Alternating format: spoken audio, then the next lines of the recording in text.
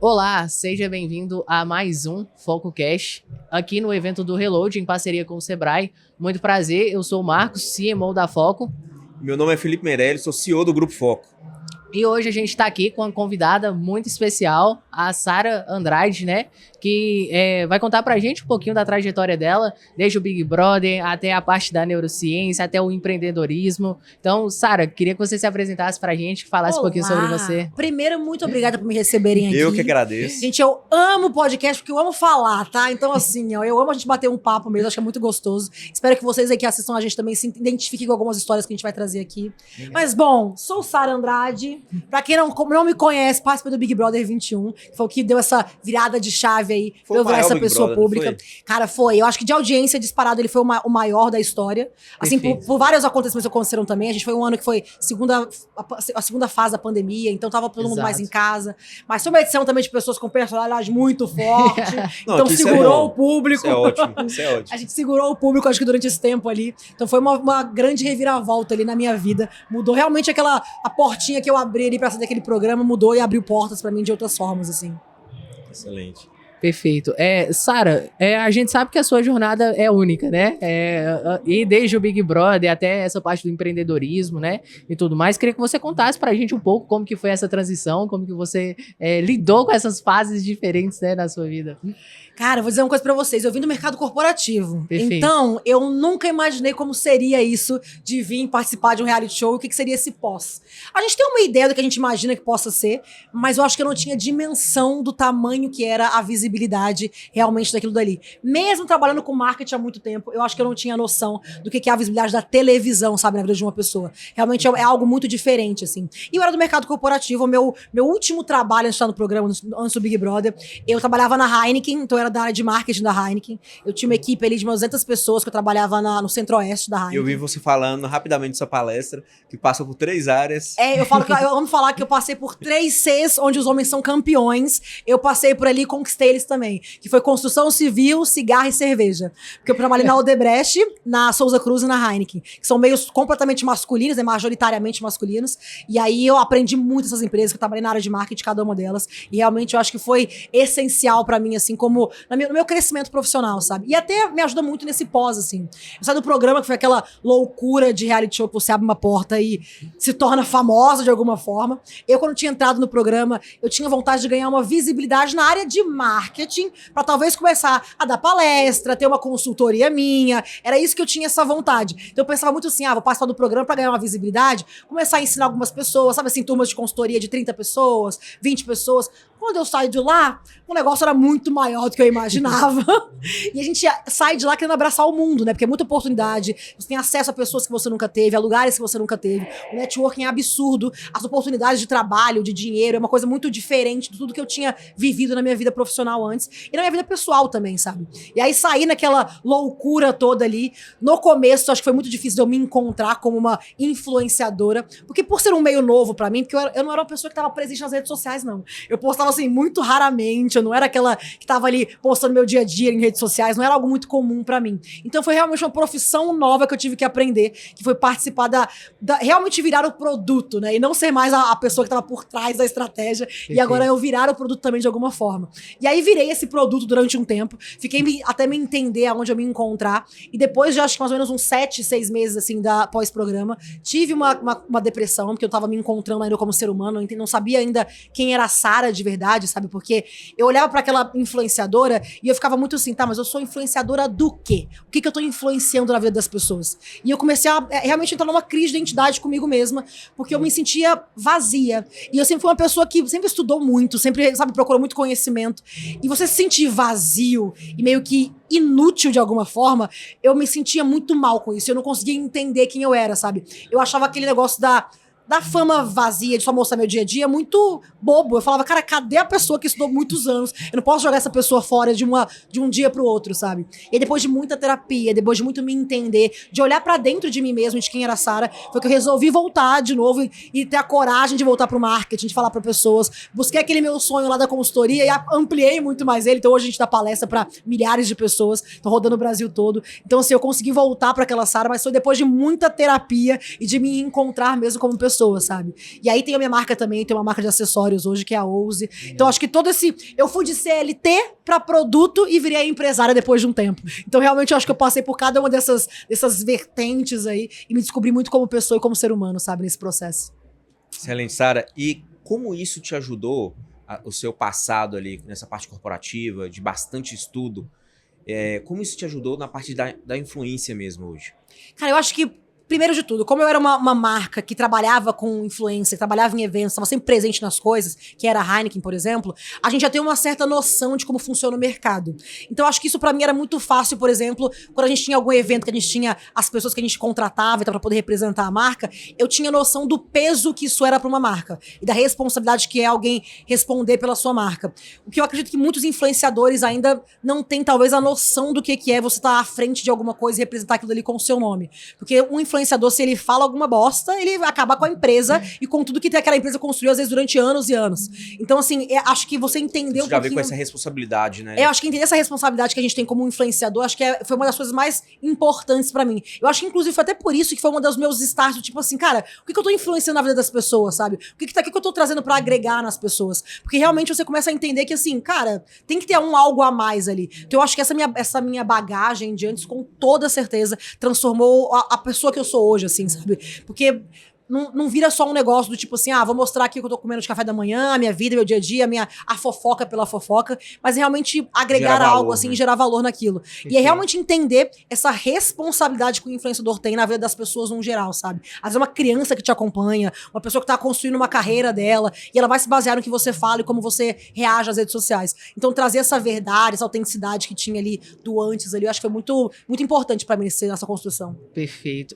Sara, uma dúvida, assim, a gente como telespectador de Big Brother, muitas vezes, assim, a gente fica imaginando como que é essa mudança na vida da pessoa depois que ela sai, né? E, assim, eu queria te fazer essa pergunta muito em cima do que a gente costuma ver, que não são todos os participantes que vão em um reality show que acabam, que depois que sai, conseguem, né, perpetuar um sucesso ali, principalmente dentro da área empresarial. E eu falo não só dentro desse contexto. Às vezes a gente tem outras situações, como uma pessoa que simplesmente postou um vídeo, né, seja no TikTok, seja no Reel do Instagram, viralizou, conseguiu uma audiência gigante e não conseguiu capitalizar em cima disso.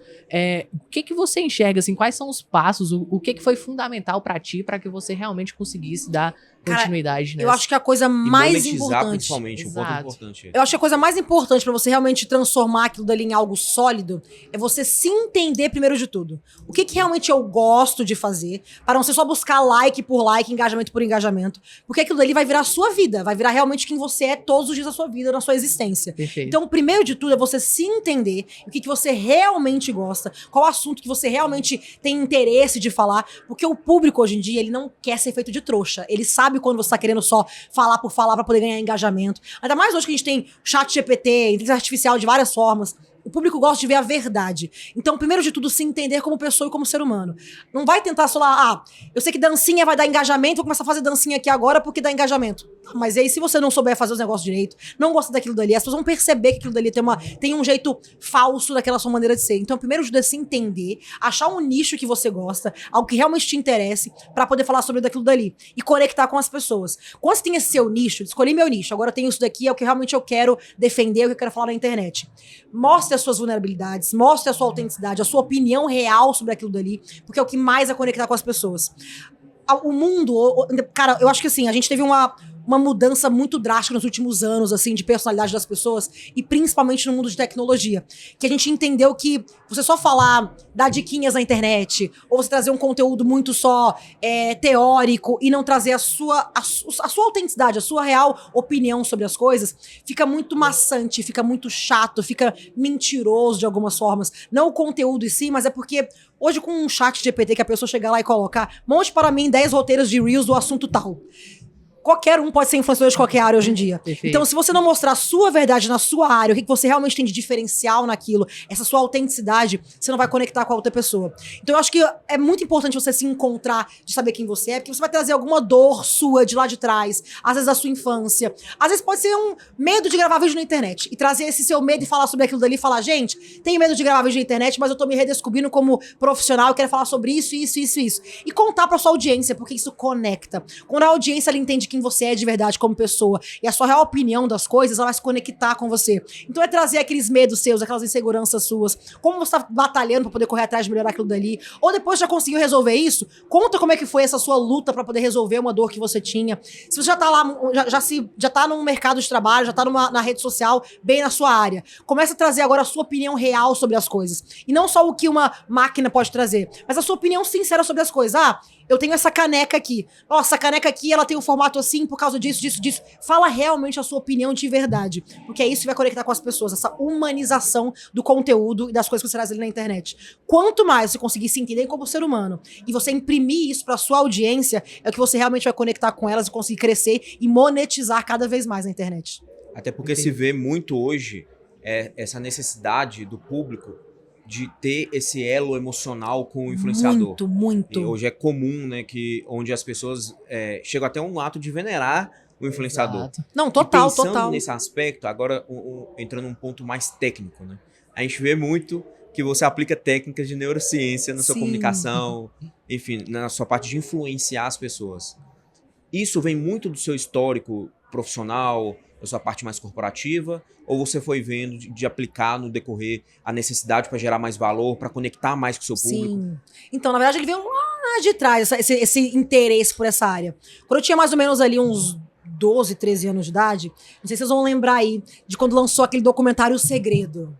Quando lançou aquele documentário, eu tava numa fase de vida pessoal dentro de casa que tava muito difícil. Eu tive um pai que era dependente químico, então eu tinha uma tia que ela tem autismo, então eu fui criada num cenário dentro de casa que às vezes tava um caos muito grande de muita coisa.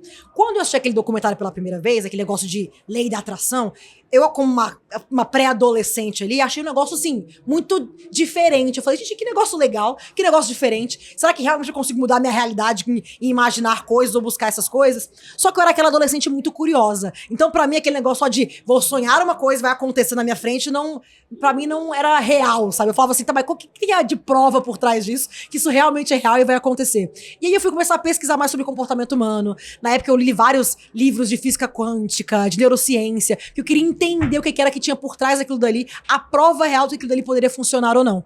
E aí, naquelas coisas de entender muito sobre aquilo dali, eu descobri a tal da neuroplasticidade, que é um termo dentro da neurociência, que é você, nada mais é do que você contar coisas pro seu cérebro que ele não entende se é uma verdade ou se é uma mentira, se é realmente uma coisa que você viveu ou algo que você tá contando pra ele que se torna real só dentro do seu cérebro. E eu entendi aquele termo como neuroplasticidade, uma coisa muito interessante. E aí, desde quando eu era adolescente, ali, meus 14, 15 anos de idade ali, que eu fui me tornando mesmo um adulto, eu já estava muito sobre esse assunto porque eu achava muito incrível, sabe, assim, eu achava era meio que descobrir uma mágica que poderia se tornar real, sabe, as coisas, assim. Então foi desde essa minha adolescência, por causa de uma vida mesmo, que eu precisava fugir de uma realidade.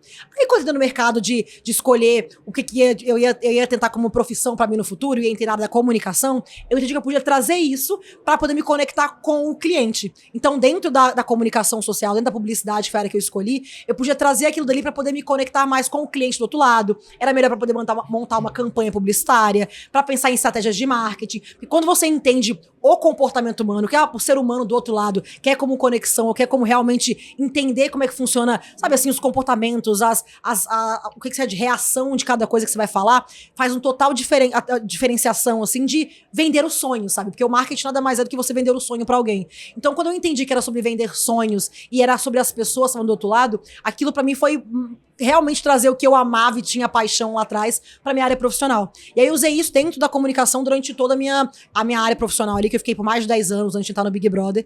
Eu trabalhei muito isso pra poder trazer na comunicação mesmo. Aí entrei num reality show, vi que eu podia também, dentro da reality show, trazer um pouquinho desse do comportamento humano. E a gente viu muito bem. Porque a gente consegue... Como eu tinha estudado comportamento humano durante muitos anos, lido vários livros, eu conseguia ler pessoas de uma maneira muito mais fácil, sabe? Claro que depois de umas 4, 5 semanas dentro de um programa desse, que o seu emocional já não consegue mais... Você não consegue mais separar o emocional do que o racional ali dentro do programa, fica um pouco mais difícil de ler as pessoas e o comportamento dentro do jogo. Mas me ajudou muito já ter estudado isso antes do programa. E aí, quando eu pós-programa, que aí eu passei por essas questões mais de identidade, de me entender e tudo mais, eu resolvi, cara, vou voltar a estudar novamente o que eu gostava de comportamento humano. E aí resolvi fazer uma pós em neurociência e comportamento humano, pra poder, de fato, me especializar no assunto. Porque eu ficava muito assim, a internet... Tem muitos coaches de tudo. E eu tinha muito medo de ficar falando na internet sobre um assunto que eu não tivesse um diploma de fato pra poder ter um embasamento real. Por mais que eu tivesse feito vários cursos na área, não eram cursos profissionalizantes, mas não era algo que realmente eu tivesse um diploma pra falar, eu realmente estudei isso daqui. E na internet, pra você passar essa credibilidade pras pessoas ali, eles querem muito saber, tipo, de onde você tá tirando isso? Ou você é mais aqueles coaches que vai só mostrar, você vai ser feliz se fizer isso, vai ganhar dinheiro se fizer aquilo. O que tem por trás disso? E aí foi quando eu resolvi fazer uma pós pra poder realmente entender meios mais, eu acho que palavras mais científicas mesmo, entender realmente como funciona o cérebro mesmo, e não só aquela filosofia do que tinha por trás daquilo, sabe? E aí a neurociência veio mais ainda pós-programa, quando eu resolvi fazer essa pós. E aí eu trouxe agora o sonho que eu tinha lá de criança, de falar de comportamento, de marketing, e eu trouxe tudo isso para um agora, que eu uni muito essas duas paixões minhas, sabe?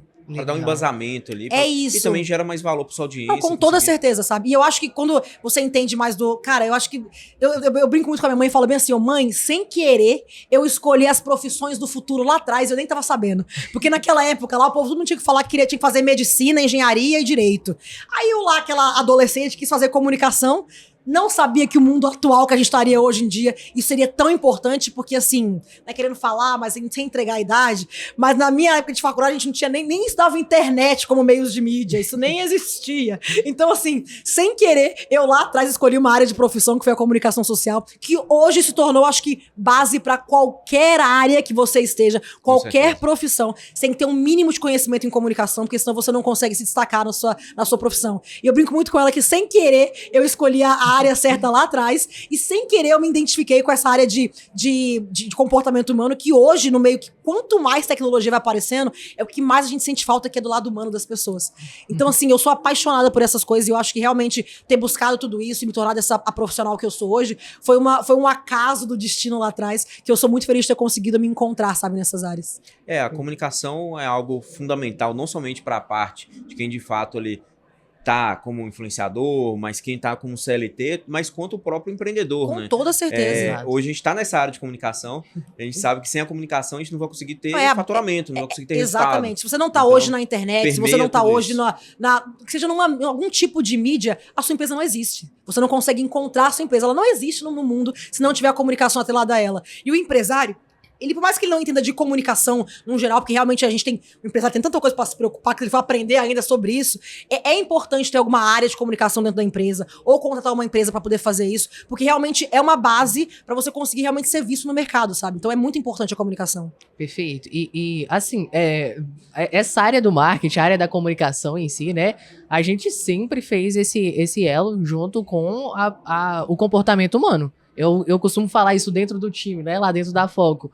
Marketing, basicamente, é a gente estudar o comportamento humano, é a gente entender 100%. como que funciona o comportamento da audiência. Da forma certa com ele. Ajustando essa comunicação, entendendo como que é esse comportamento para que a gente tenha assertividade. A assertividade do marketing só vem com base nisso. Então, a gente consegue enxergar isso, né, como algo que flui muito bem. E, assim, quando a gente fala, né, do marketing digital em si, e aí existe, né, esse poder de viralização, de você conseguir seguidores muito rápido, de você trazer uma audiência, né, de forma muito rápida, principalmente quando você sai de um reality show, então isso se intensifica ainda mais, né, e a gente sabe que, enfim, o comportamento humano, dentro dessa audiência, vai vir ali tanto seguidores fiéis da sua marca, e vai vir aqueles seguidores também que são os haters, né. Exatamente, e aí, vem de tudo. dentro dessa pauta, né? Como que você enxerga isso hoje dentro dessa cultura de cancelamento que a gente tem, né, nas redes sociais ali, né? Como que você enxerga, né, que essa base do estudo do comportamento humano te ajuda, influencia nisso, te ajuda a manter essa organização, a cabeça no lugar, né, Sim. diante disso? Cara, isso é uma coisa que realmente é muito engraçada. Eu falo pras pessoas, eu entrei num programa, abri uma porta e saí famosa. E essa é a Então, parte mais difícil do hater ali? cara, Ou tem parte mais porque difícil? assim, a gente, quem é o influenciador, tipo, os tradicionais, eles começam pequeno e vão crescendo aos pouquinhos na internet. Perfeito. Então eles vão se acostumando quando aparece o primeiro hater, eles vão se acostumando De quando pouco em aparece pouco, né? o primeiro fã, eles vão entendendo que é pouco a pouco. A gente sai por uma porta e do nada vem milhares de pessoas que te odeiam e tem milhares de pessoas que te amam. Então você tem que entender aquilo dali, é muito difícil. É uma coisa que assim, cara, olha que eu estudo comportamento humano há muito tempo e pra mim foi uma... Eu falei assim, gente, o que eu faço? Primeiro que eu não entendia por que tanta gente me amava e nem por que tanta gente me odiava. Eu falava assim, por que tanta gente me ama sem eu ter feito nada de tão especial? Porque eu pensava assim, eu não sou cantora, não sou atriz, eu não tenho um grande feito para as pessoas gostarem de mim por eu ter sido eu dentro de um reality show. Então aquele negócio pra mim era muito assim, cara, que diferente isso, que novidade um negócio desse. Mas exatamente isso, as pessoas se conectam com você, com o ser humano. Por isso que é muito legal isso da internet, que realmente elas gostam da pessoa, não é por algo, um feito muito grandioso, é por você ser você, é a sua real persona, a persona que tem aquilo dali. E isso é muito gostoso. E os haters, eu acho que é, na verdade, é você medir, na verdade, que você realmente está crescendo naquela sua área de atuação ali. Porque você não vai agradar todo mundo em momento nenhum. Todo mundo vai receber crítica a vida inteira sobre várias coisas. Então, só pra receber crítica, pelo menos seja você, seja autêntico e realmente assuma aquilo dali pras pessoas, da sua real opinião sobre as coisas e entenda que vai ter gente no mundo que vai concordar com você. Às vezes que, assim, as pessoas têm muito medo de falar alguma opinião sobre alguma coisa, algum assunto muito polêmico, com medo mesmo dos haters que vão aparecer, das pessoas que vão vir do outro lado e vão não concordar com a sua opinião. Mas ao mesmo tempo que tem essas que não concordam, é onde você vai encontrar o seu público fiel que concorda 100% com o que você acha, que acredita. Quando eu saí do programa, eu tive muito medo, porque eu tive essa leva de muito hater e muito amor de uma vez só. E eu ficava assim, caramba, e agora? Eu tô com medo de falar minha opinião e aparecer mais hater. Porque você tem medo de começar a vir mais hater, claro, e mais hater, e mais hater. Foi na hora que eu tive que entender mesmo quem eu era, e depois de muita terapia e muito realmente entender que as minhas opiniões, elas vão ser divergentes. Aquele velho clichê, né? Se nem Jesus agradou a todos, quem sou eu para agradar? Mas é um clichê que é real aquilo dali, sabe? Sempre vai ter pessoas que vão concordar com você e outras que não vão concordar.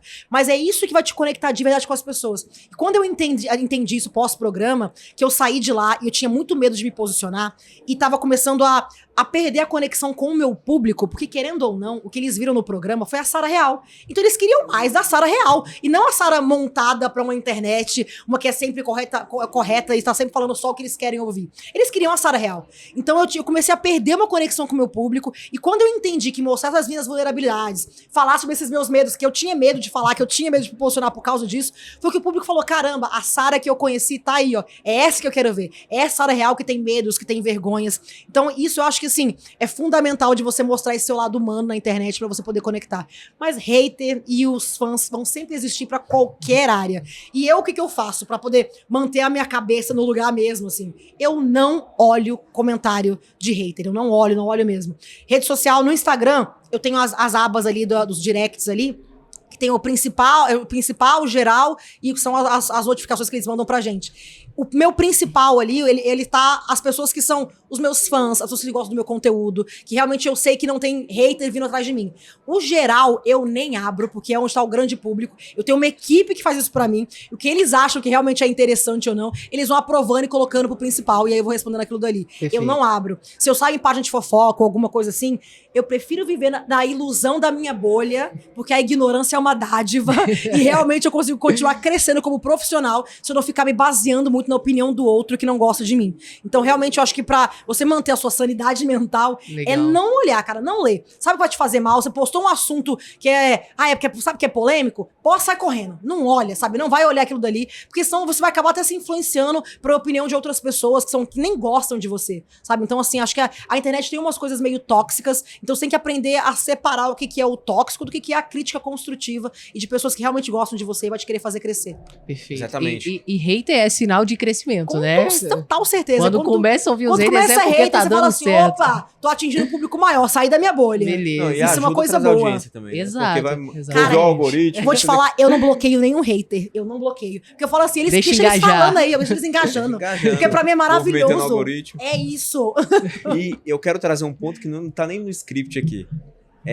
Hoje, pensando na sua posição, na forma que você agiu no Big Brother, que era a Sarah mesmo lá. Você acredita que hoje o pessoal espera muito do próprio Big Brother em si? Ele já tem um padrão de pessoas que eles querem, ou eles não querem ver uma pessoa talvez mais forte de temperamento, que se posiciona, eles querem sempre vangloriar aquele coitadinho, aquela pessoa que tem uma história mais sofrida, eles não querem ver aquela pessoa que é muito forte, que é incisiva, Cara, que defende o ponto de vista. Eu vou te falar, o público de Big Brother gosta de treta.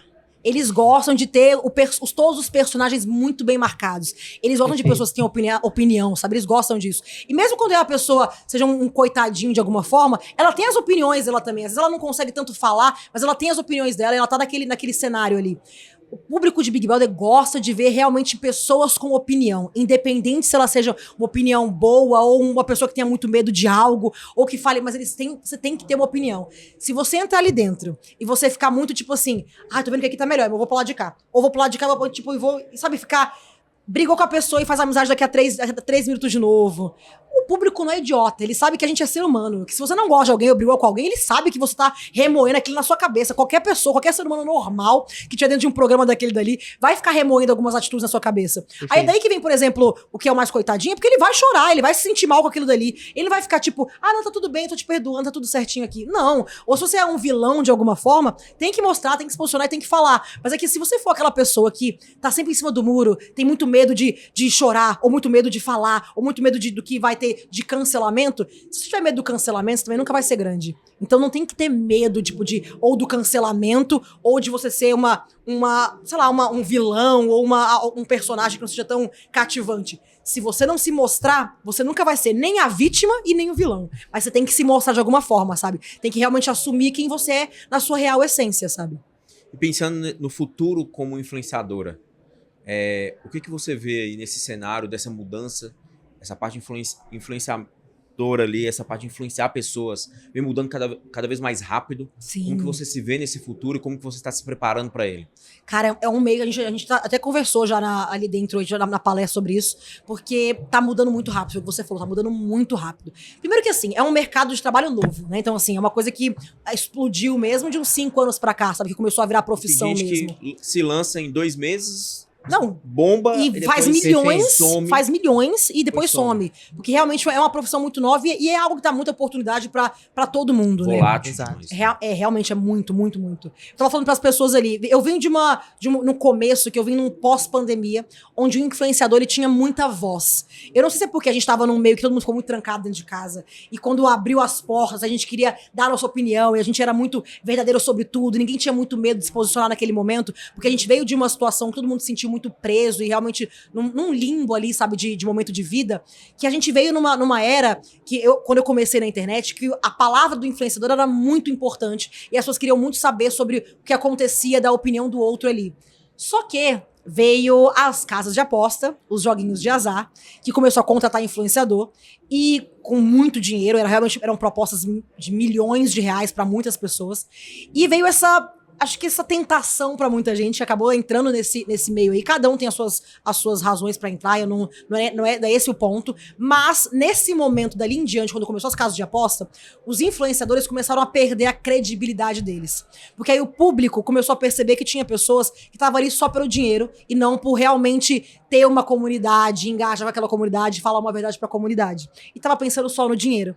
Isso mudou muito o mercado de influenciador, porque eles foram perdendo a credibilidade.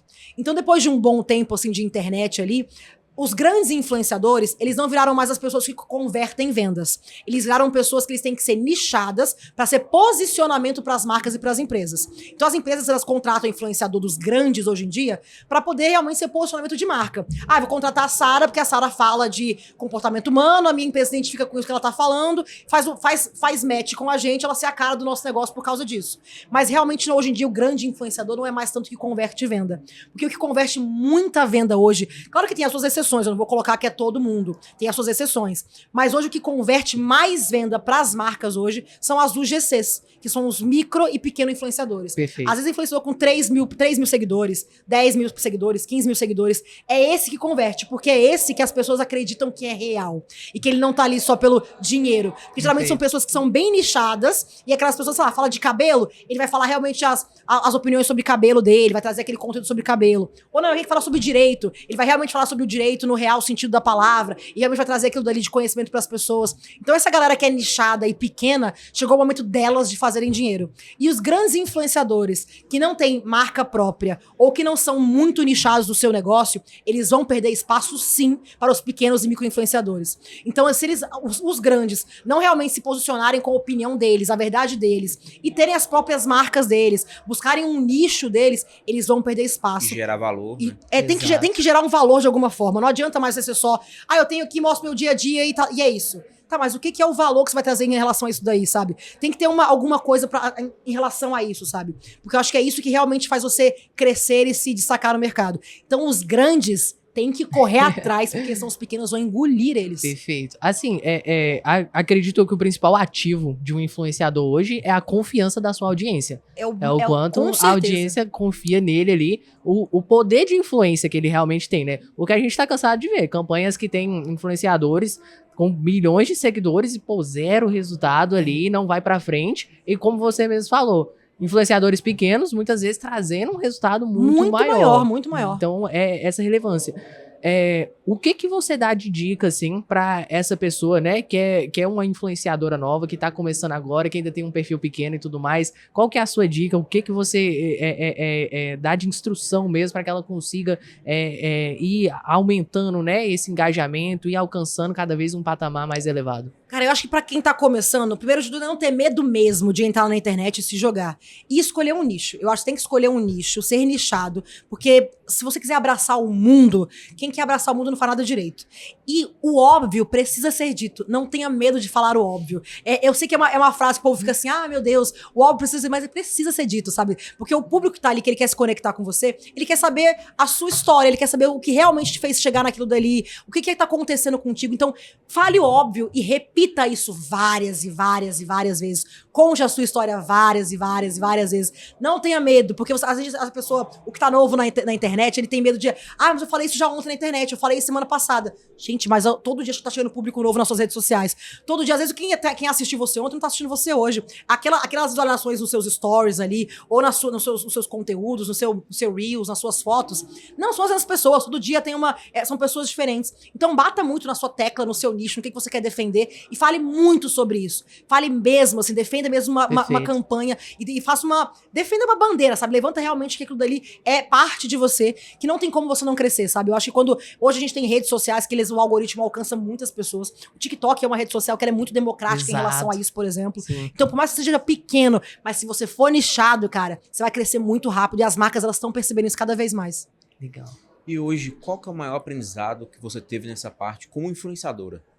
Desde saindo do Big Brother, se mantendo, que é algo muito difícil. Sim. A gente vê grande parte das pessoas que passaram pelas outras edições simplesmente sumiram.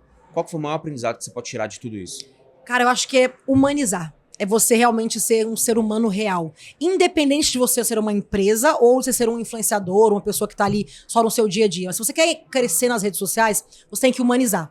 Se você for um empresário, você tem que mostrar o que são as dores da empresa no dia a dia, mostrar os bastidores. Não só fazer aquilo dali um catálogo de produto ou de serviço, sabe? É mostrar mesmo o que é o real, o dia a dia da empresa. Mostrar o que tá acontecendo ali por trás. Mostrar, sei lá, vai mostrar o que tem na equipe de marketing, o que tem ali dentro, como é que eles funcionam, como é que eles trabalham. Faz piadinha com isso. Humaniza o seu conteúdo. Então, por isso eu falo que não é só pro influenciador, porque, cara, a empresa precisa humanizar também. Porque se você for só um cardápio de produtos ali, ou mostrar só o seu serviço, o que ele faz, e aí? A pessoa, às vezes, cara, pode ser até um golpe na internet ali, você não sabe se aquela empresa é real. As pessoas gostam de ver quem é o dono, ou quem é o gerente, ou quem é a atendente que tá à frente daquilo dali. Mas é bom você entender que tenha pessoas ali atrás. E se for um micro-influenciador, ou se for um microempreendedor que tenha medo de falar ainda com a câmera, tenha medo de aparecer, às vezes, cara, a sua voz descrevendo algumas coisas, mostrar a sua mão fazendo coisas, sabe? Sem mostrar a sua cara, mas de alguma forma você dá a sua opinião de outras formas, vai conectando com as pessoas, mas o mais importante é humanizar.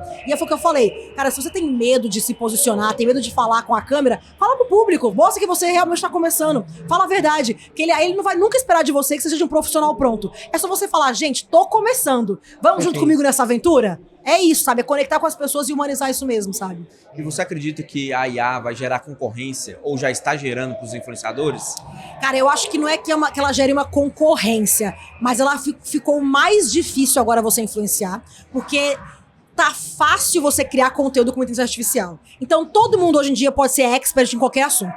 É por isso que eu falo para as pessoas que elas têm que realmente mostrar a autenticidade delas em qualquer um dos assuntos e realmente dar opinião sem medo. Porque se você ficar falando coisinhas muito montadas, você não vai conectar com o teu público, e as pessoas elas já sabem que existe inteligência artificial e o público não quer ser feito de trouxa, ele não quer ser feito de bobo. Então você tem que, de alguma forma, trazer a sua conexão real e falar a sua opinião de verdade, sem medo de se posicionar. Quando você fala esse seu medo, traz essa sua real opinião sem o medo, as pessoas do outro lado elas percebem que aquilo dali é real. Se você vai falar sobre alguma coisa mais técnica, fala técnica e fala a sua opinião logo em seguida sobre aquela técnica ali. Olha, é isso, sei lá, vou falar sobre o Kotler, que eu vou falar de marketing, vou falar sobre aquilo dali. Tá, vou falar sobre ele. Mas a partir disso, a minha opinião é sobre isso, isso e isso. Isso aqui eu concordo muito com ele. Isso aqui talvez, no mundo de hoje, mudou talvez isso, isso e isso. Mas trazer a sua opinião sobre qualquer uma das coisas que você traz ali. Porque eu acho que é isso que vai ser o diferencial. Porque com a IA, cara, uma foto pode ser mentirosa, um vídeo pode ser mentiroso. Então você tem que trazer alguma coisa que a máquina não pode trazer pra você, e a única coisa que a máquina vai trazer pra você é o que passa aqui na sua cabeça. E não tenha medo de errar, não tenha medo da sua opinião, porque a sua cabeça é o que vai conectar com as pessoas e o que elas vão gostar de escutar, sabe? Legal. Infelizmente, pra gente finalizar, eu gostaria que você deixasse uma mensagem pro público que tá nos assistindo, pro público do Reload. Ai, gente, vou fazer uma coisa pra vocês.